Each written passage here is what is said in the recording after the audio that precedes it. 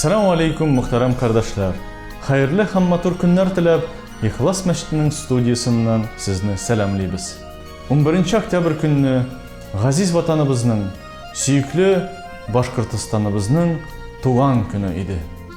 Respublikamızın yubileyin hürmetlep, Kurşı Tatarstan Respublikasından bir zor delegatsiya keldi. Onlar arasında din ahilleri, yazıcılar, ziyalılar idi. Delegatsiya Tatarstan Respublikası müftiyi Kamil Hazret Samigullin'nin jitakçiliginde keldi. Konaklarının merkezimizge kelünin tüp maksatı şaharımızın dini mirası bilen, hayatı bilen, hem indi din ahilleri bilen uçraşu idi. Irte bilen Kozan konakları Ufa'nın Müslüman ziyaratında buldular. Anda büyük şahıslarımız, müftilerimiz Rizaydin bin Fakhriddin, Muhammedyar Sultanov gailesi, Rusiyanın ikinci müftiyi Abdüselam Abdurrahimov, Qazi Ginatullah Kapkayev, Halk şairi Mustay Karim, Farida Kudaşova hem halkımızın başka şahıslarının kabirlerine ziyaret kılıp, Kur'an-ı Kerim ayetlerini okuyup dualar kıldılar. Şulay konaklar için Ufa boylap ekskursiya ötkürüldü. Onlar arasında Hasaniye Medresesi'nin ilikki binası, İmam Satayev yurtu, büyük şahısımız Ziya Kamali'nin yurtu, Galiye Medresesi binası, hem şahırımızın İslam bilen beyli başka orunlarında buldular. Cuma namazı Ufa şahrının İhlas Mescidinde gıibadet kılındı. Hem indi Cuma vagazın Tatarstan Respublikası Kazıyı Jalil Hazret Fazlıyev xutbani hem namazını Tatarstan Respublikasının müftiyi Kamil Hazret Samigullin ötkərdi. Cuma namazından soň Kozan konakları Başkırtıstan Diniye Nazaratının binasına yol tuttular. Anda onlarını müfti Aynur Hazret Bergalin kabul etti. Rusiyanın Uzel Diniye Nazaratında baş müfti Şeyhül İslam Talgat Hazret Tajiddin kabul etti.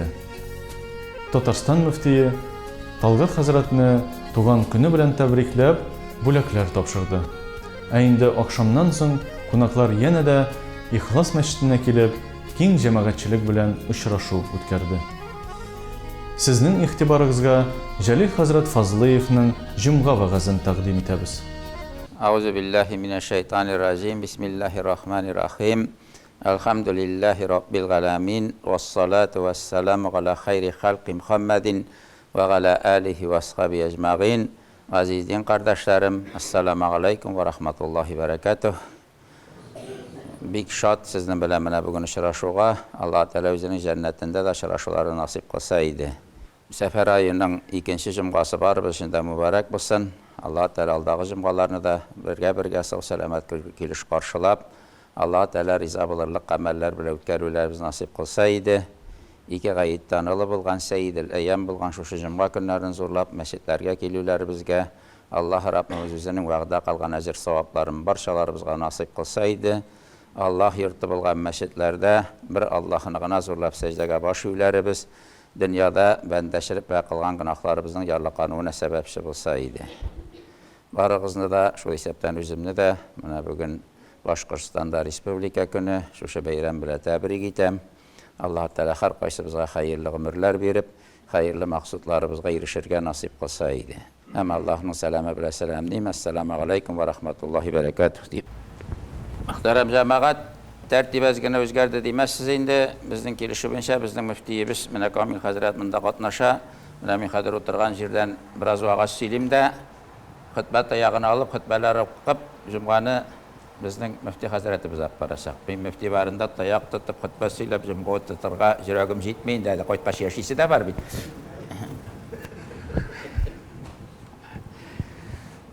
Bugün vaaz söyleyevni indi, bizden bittiğinde mine bu sefer ayından sonra indi ay bula. Mevlüt ayı bitindi. Peygamberimiz sallallahu aleyhi ve sellem dünyaga kelgen ay. Mine şuna göre Peygamberimiz sallallahu aleyhi ve sellem ne için keldi? Ol bizge nerse getirdi? Biz onun örneginde nişik deşerge diyiş? вағазымды міне шул турыдарақ сөйлемекші болам. Аллаһы Тағала хайырлы тылаш кышлары беріп, хайырлы вағаздар сөйләргә насип кылса иде. Тыңнаган кешеләргә дә, сөйләгән кешегә дә шушы вағаздар белән вағазланып, изге гамәлләрне күбрәк кылырга Аллаһ Тәгалә барчаларыбызга да насип кылса иде. Пәйгамбәрбез саллаллаһу алейһи ва сәллям әйтә: "Мин бу дөньяга гүзәл әхлакны тамам урнаштырыр өчен килдем" дия. Пәйгамбәрбез саллаллаһу алейһи ва сәллям килү, Qur'an иңү, аңа кадәр дә пәйгамбәрләр килү, китаплар иңү, бөтенесе дә адәм балаларының әхлагын төзәтү өчен. Әгәр шын итеп уйлап карасаң, исламда 2 генә фарыз бар. Булай фарызлар күп бит инде. 5 фарыз да бар, 40 та бар.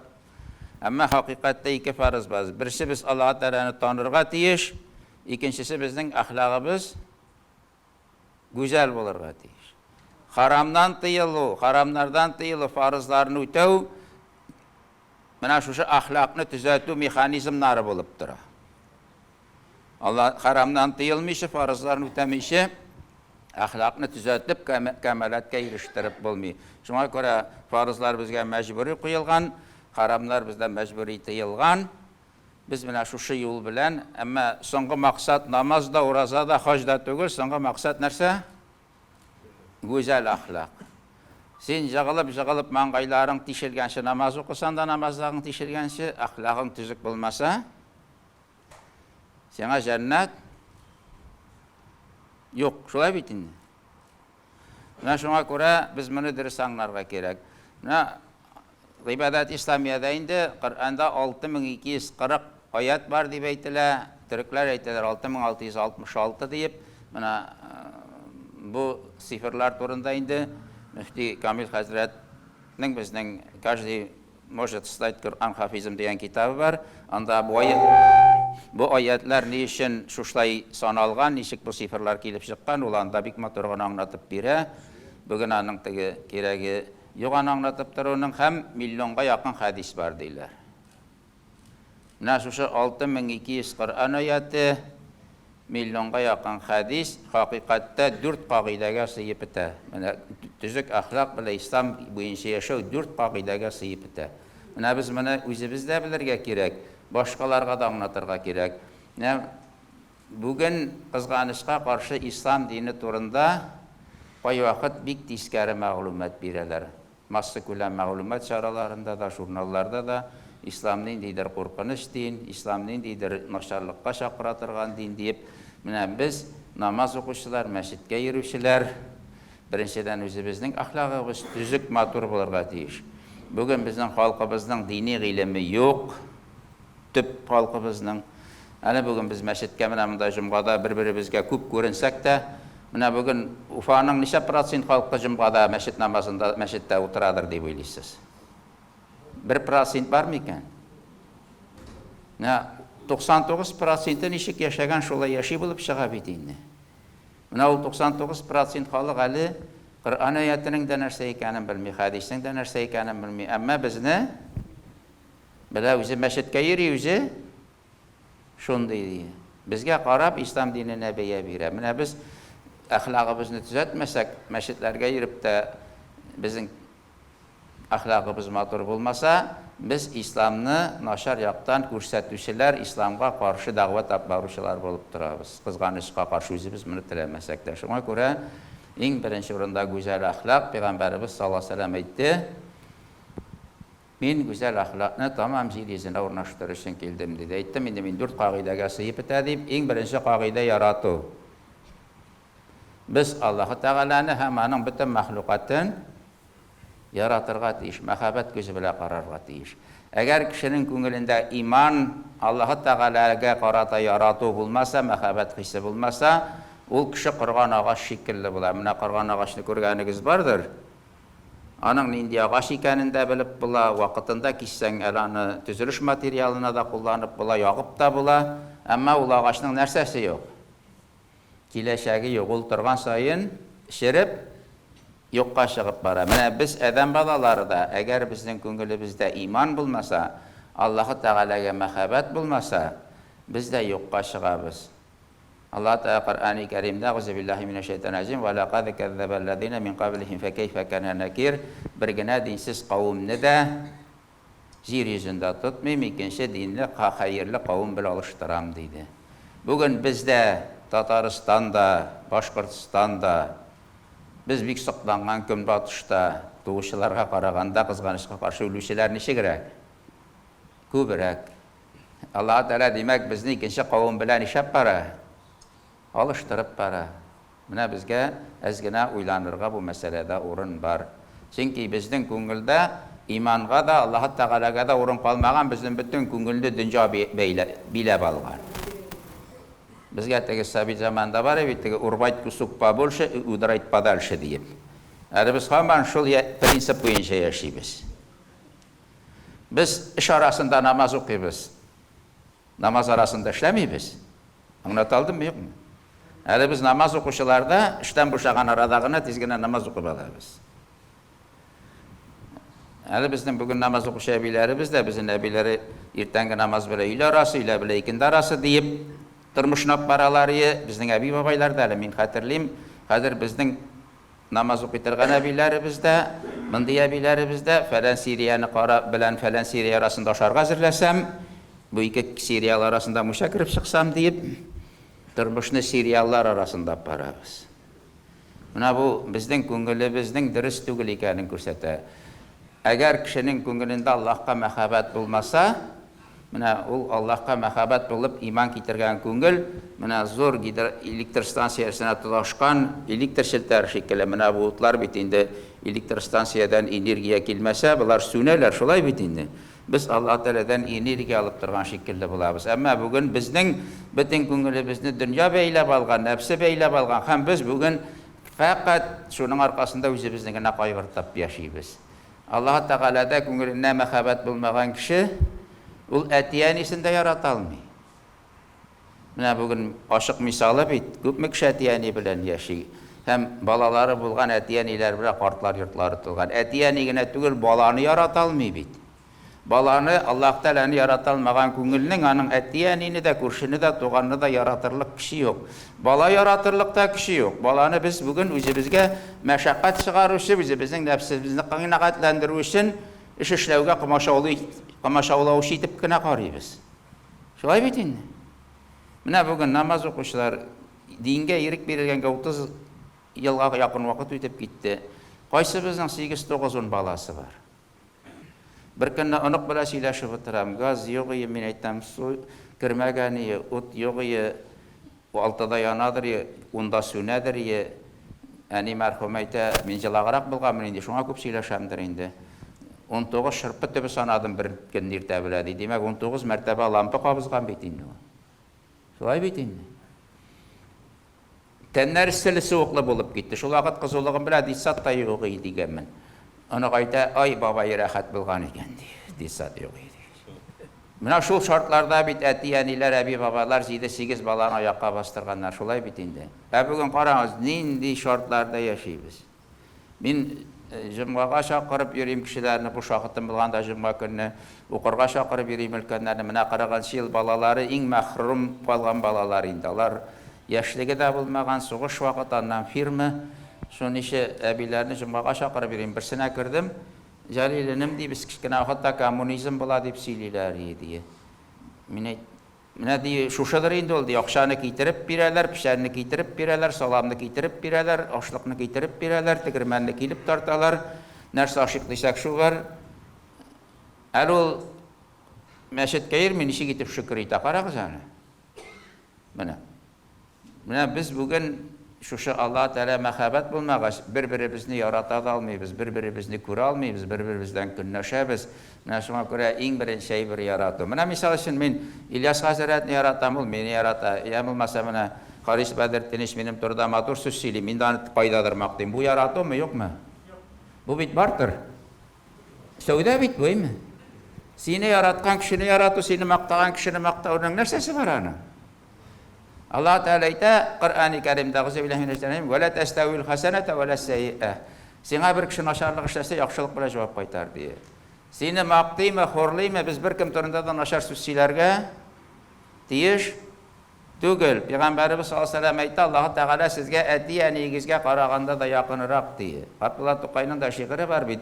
Я Ходай күрсәт ушул җиһанда якты юл, бел аны әткән әнкәңнән дә күпкә якынрак ул ди. Менә әти кешеләр утырасыз, әни кешеләр утырасыз. Балаңның нашар икәнен дә беләсең, баланы хурласак рәхәтме безгә, кемдер балабызны хурласа?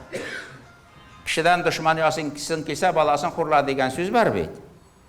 Аллаһ Тәгалә безгә әти-әни безгә дә якынрак булгач, димәк, без кем турында гына, урыннымы, урынсызмы, кемне генә сөйләсәк тә, кемне генә хурласак та, Аллаһ Тәгалә бездән риза буламы, юкмы?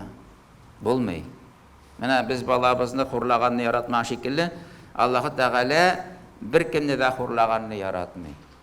Без бүген кешегә бәя бирергә ашыгабыз. Коръәндә Аллаһ Тәгаләдән баласы ашыгучан булды дигән аят бар. Biz бит гамәл кылырга да шухатлы ашыкмыйбыз. Без кешегә бәя бир. Ул шундый инде дибез. Менә исерекне алыгыз, урамда уйнап ята. Кем ул? Ул безнең остазыбыз.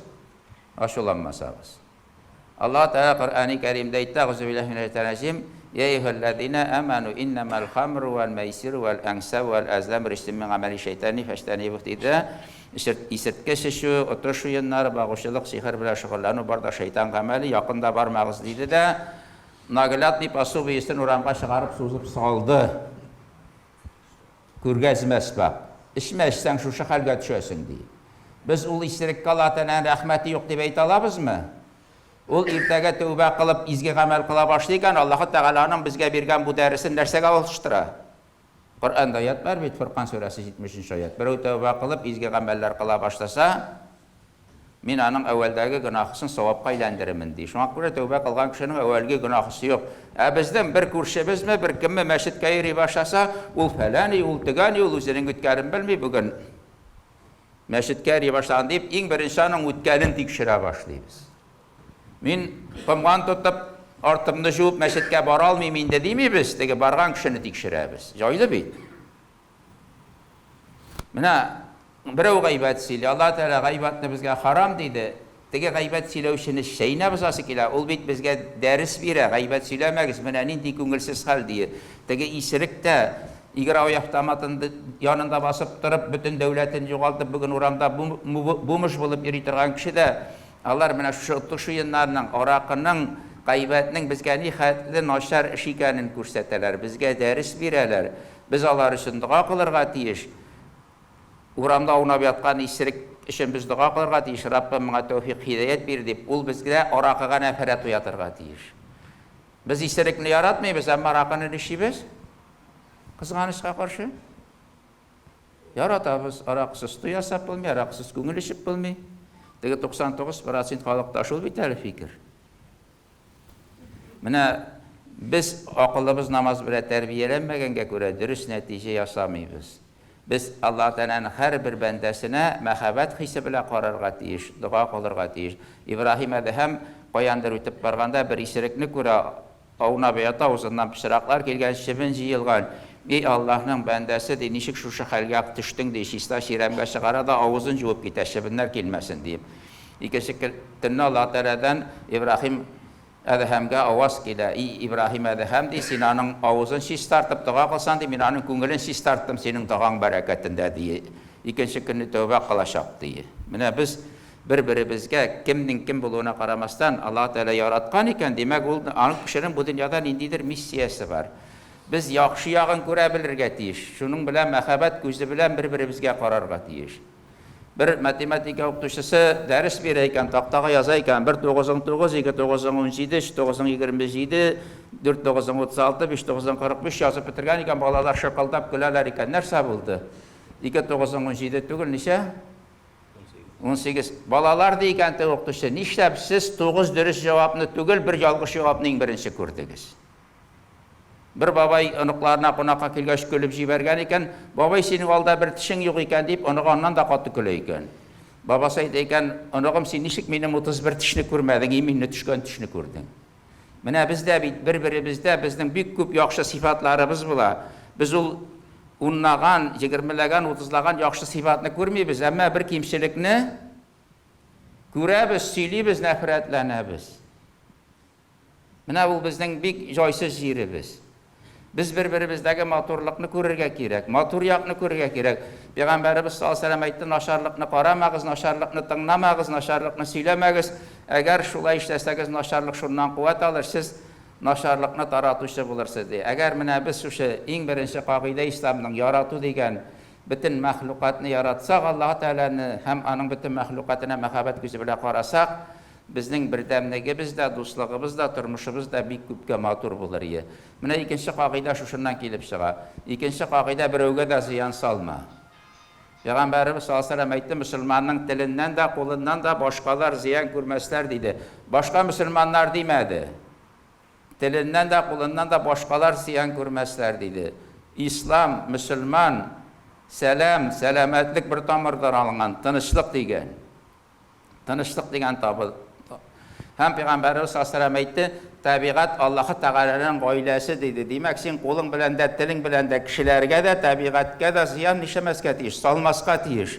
Менә икенче кагыйдә, берәүгә дә зыян салма. Ашыкма рәнҗетергә кешене. Риваят бар бит, берәү теләсә кемгә теләсә нинди сүз әйтеп йөргәндә, бер вакыт бер шыла башлагач, атасы гел кисәткән, бер шылып әтием тәүбә кылам дигәч, башта әйткән атасы туктата алмагач, улым бер кешене рәнҗеткән саен бер тактага кадак кагып бар дип, тактада кагак шул хәтле күбәйгән, теге кеше бер вакыт ишеп шып атасына килгән, әти нишлим дигәч, тәүбә кыл да гафу итенә башла дигән. Теге гафу итенә дә икән, бер кадакны кире тартып ала икән, гафу итенә дә бер кадакны кире тота ала икән, бер вакыт әти кадаклар бетте дигәч, бер нәрсә дә калмадымы дигән. Нәрсә кала тактада? Эз кала. Менә без якыннарыбызга, бигрәк тә бала әтиянигә, ир хатынга, хатын иргә нәрсә генә әйтмибез. Урамдагы кешегә аны хәтта әйтмибез бит. Өйдәге якыннарыбызга, бала әтиянисенә, әтияни баласына, ир хатынга, хатын иргә, хатын белән ир бер-берсенә әйткән сүзне урамдагы кешегә әйтсәң, утыртырлар инде әллә кашан, теге чыга алмас инде. Анан үкенәбез, гафу итенәбез, әмма бит эз кала. Менә шул матур сүзләрне үлгәч аннары һай дип үкенеп җылап йөрибез, сагынабыз, матур сүзләр әйтәбез. Үлгәч бер Шакирҗан абзый бар, бер малаем җиназа кайтмаса да бер сүземдә юк, үлгәч миңа нәрсәгә ул дип. Исән вакытта бит матур сүз кирәк.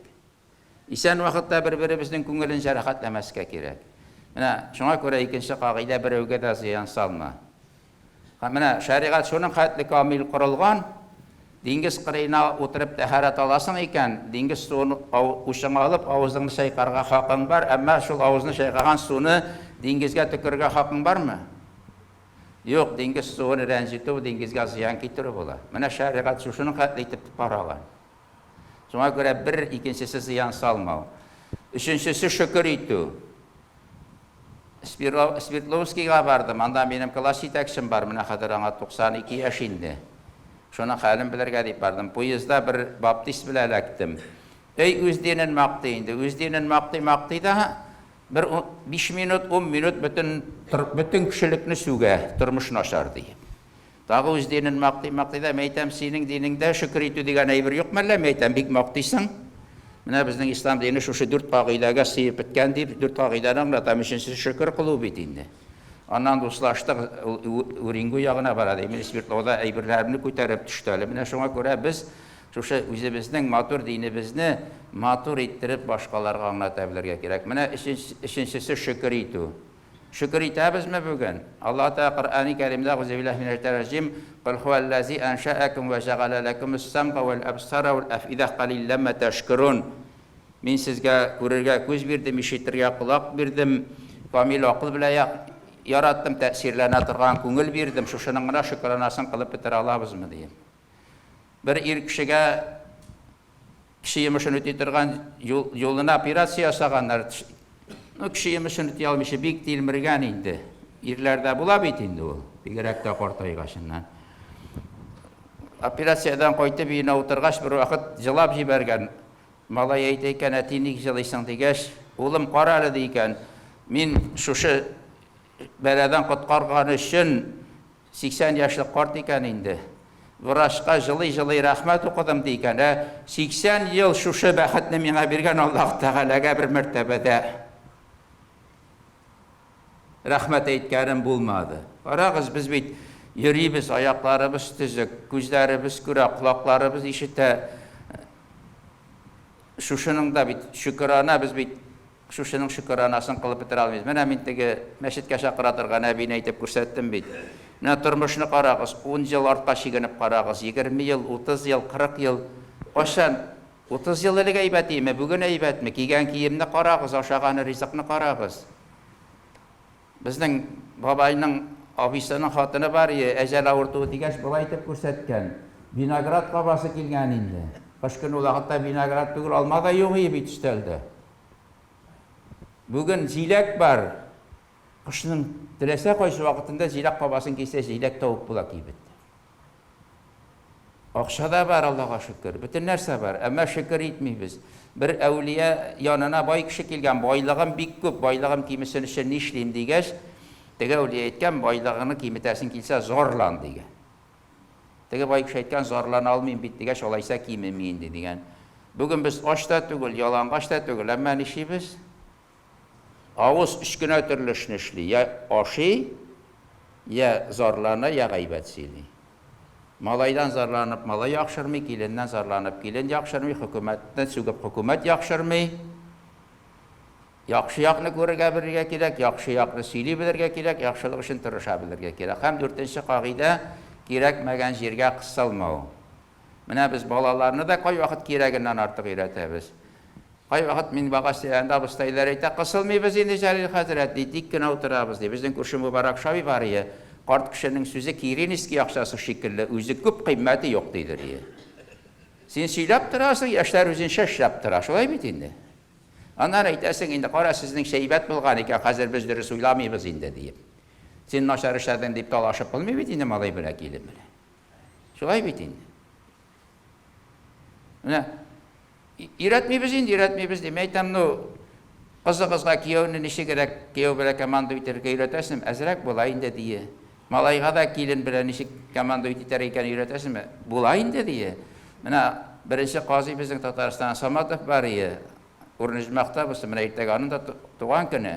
Урнижмакта булсын, сүзләребез аңадыга булып ирешсен. Аның шундый сүзе бар иде. Әй картлар, сез нишләп әзрәк яшь вакытыгызны уйламыйсызмы икән? Яшь вакытта үзебез нинди булган, әмма бүген яшьләрне безнең акыл белән яшәвен телибез. Өйрәтәбез, кысылабыз. Менә Хуҗа Бахауddin хәзрәтләре. Хуҗа Бахауddin хәзрәтләре әйткән, шәкертләренә насихат итеп әйткән. Сез дигән иң элек кешеләрне ничек итеп өйрәтергә икәнен өйрәнегез. Чөнки берәү дә үзен өйрәткәнне нишәми? Яратмый. Әмма без бит өйрәтергә нишибез? Ай яратабыз, теге кеше картайып гынах эшли алмый башлагач, акыллы киңәшләр генә бирә дип. Безнең гынах эшләргә хут юк. Дәрман беткән, әмма акыллы өйрәтәбез инде кешене, алай эшләмә, булай эшләмә дип. Без бит инде алай эшләмә, булай эшләмә дилерлекне бөтенебез эшләп чыккан. Хәзер эшли генә алмыйбыз просто. Хут беткән. Менә әз генә объектив булырга кирәк. Менә шуңа күрә өйрәткәндә дә акыл белән. Менә бүген biz хәзрәтләребезне әзерләгәндә, мәдрәсәләрдә дә, менә әтияни булсак та, кайнана, кайната булсак та, ничек итеп өйрәтергә дигән сүз ул бит теге бүген ниләрдә ничек подход табарга дигән сүз бар бит инде. Менә Хуҗа Бахауddin әйткән, сез иң беренче ничек итеп кешене өйрәтергә икәнен өйрәнегез дигән. Инде Аллаһ Тәгалә һәр кайсыбызга хәерле гомерләр бирсен. Менә 4 кагыйдә карагыз ислам. Беренчесе ярату, икенчесе зыян салмау, өченчесе шөкер итү, 4нчесе кирәкмәгән җиргә кысылмау. Менә шушы 4 кагыйдә. Менә бүген христиан динен шундый матур итеп күрсәтәләр, алтыннарга чигеп, укаларга манып, аларның 365 көн бәйрәм телевизордан күрсәтеп торалар. Библиядә шундый матур сүз бар, непротив сызлу дип язылган. Менә православ христиан динен нәрсәгә чакыра дип. Мактасыннар, һәркем үз динен яратырга, мактарга тиеш, бер сүземдә юк. Әмма бит менә ул непротив сызлу, нашарлыкка җавап нәрсә? Кайтарма дигән сүз була, шулай бит инде. Коръәндә нәрсә дигән Аллаһ Тәгалә? Вәлә тәстәвил хәсәнәтә вәлә сәййәә. Нашарлыкка нәрсә белән җавап кайтар? Яхшылык белән. Менә ут сүнсен өчен су сибәргә кирәк, яшьтәмәскә кирәк. Начарлыкка җавап кайтарма дигән сүз непаратив сызлу, утка утын эшләмә дигән шикелле булса, әмма су сипсәң ул тагы да тизрәк сүнә. Менә Коръәнда Аллаһ Тәгалә әйтә, начарлыкка яхшылык белән җавап кайтарыгыз ди. Сезгә начарлык эшләгән кеше сезне начар дип белеп эшлидер ди. Әгәр сез аңа яхшылык белән җавап кайтарсагыз, килер бер көн ул сезнең дустыгыз булыр ди. Моны бөтен кеше дә эшли алмас, моны иманлы һәм сабыр кеше генә эшли алыр ди. Менә ислам нәрсәгә чакыра? Ислам хәтта начарлыкка да яхшылык белән җавап кайтарырга чакыра. Менә без шушыны үзебез дә аңлап, әмма без моны үзебез аңлап та, әзрәк ул безнең әхлагыбызда чагылыш тапмаса, нинди генә матур сөйләсәң дә, Аллаһ Тәгалә Коръән-и Кәримдә әйтә, ни эшләп үзең эшләмәгәнне башкаларда нишисен таләп итәсең ди. Без әзрәк менә шәхси яктан да балаларыбызга, әле динсез кешеләргә, иманлы кешеләр, намаз укучылар үрнәк булып тора. Инде Аллаһ Тәгалә менә күңелләребезгә, телләребезгә күркәм сабырлыклар булып биреп, үзебезнең дин кардәшләребездә дустана тату булып, башка милләтләр белән дә, күршеләребез белән дә матур иттереп яшәргә, менә Аллаһ Тәгалә безгә бүләк итеп биргән шушы зур нигъмәтле ислам динен башкалар үзебезгә дә Аллаһ риза булырлык итеп тотарга, башкаларга да матур итеп җиткәргә насип булса иде. Бүген шушында матур итеп очрашкан шикелле, Аллаһның җәннәтендә дә очрашуларыбызны Аллаһ Тәгалә барчаларыбызга насип булса иде. Вассаламу алейкум ва рахматуллахи ва баракатух. Хөрмәтле тамашачылар, шуның белән программабыз тамам. Киләсе тапшыруларга хәтле сау булашабыз.